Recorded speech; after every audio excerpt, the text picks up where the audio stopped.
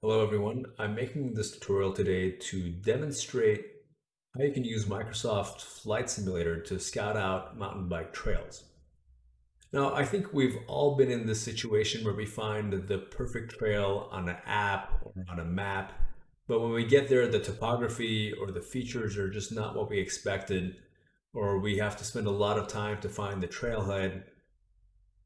And this tool allows you to actually get a better feeling of the trail without stepping on it. Obviously, it wasn't made for this purpose, but it does the job really well. And I find that, especially here in Southern California, where we don't have that many trees, this is remarkably accurate. So let's go ahead and take a look how to use this. It's very easy to use. All right, so let's go ahead and get started. First thing you want to do is click on World Map. And then to find the location of your trail, you find the GPS coordinates.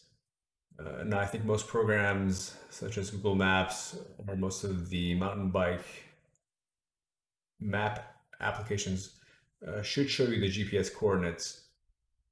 So you get those and you enter those in this window right here.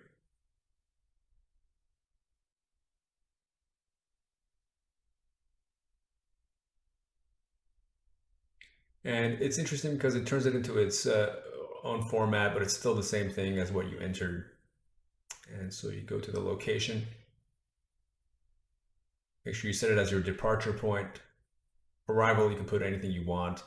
So I'm going to put San Diego International Airport. All right, and then make sure you choose the right time of day. So if it's dark, you can't see anything. I usually choose the time that I'll be riding because then the shadows and everything will correspond to what I'll be experiencing on the trail. Choose your airplane, although you're not going to be flying an airplane, you're going to be using the drone view, so that doesn't really matter. I'm going to fast forward here. It looks like I have a really fast computer, but I'm just fast forwarding. All right, so click ready to fly. First thing you want to do is press spacebar to pause it and then exit the cockpit. All right, so then we click on the camera setting, and to unbind the camera from the plane, you click on showcase. So now it's unbound.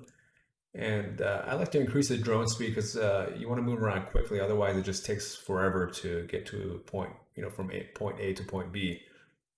And then we could descend down to where our GPS coordinate was.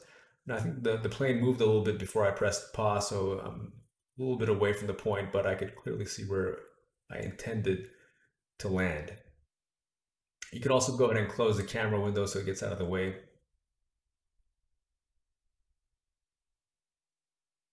All right, and there you go. That's the mountain bike trail that I rode this past weekend. I wish I had used this beforehand so I could find a better way to go up. This was not the most ideal and not really intended for mountain bikers. But yeah, you can see your shadows, um, bodies of water. And like I said, for Southern California where there aren't too many trees, this is ideal. I would imagine it would probably be suboptimal if there's a lot of trees and you can't see the actual trail. But it could still provide you some level of information. Anyway, folks, if you like this video, if you find that it's informative, I would really appreciate it if you give me a thumbs up. If you want to subscribe, that would be great. That would make me happier. Uh, and that's it for this tutorial. I wish you guys the best. Take care.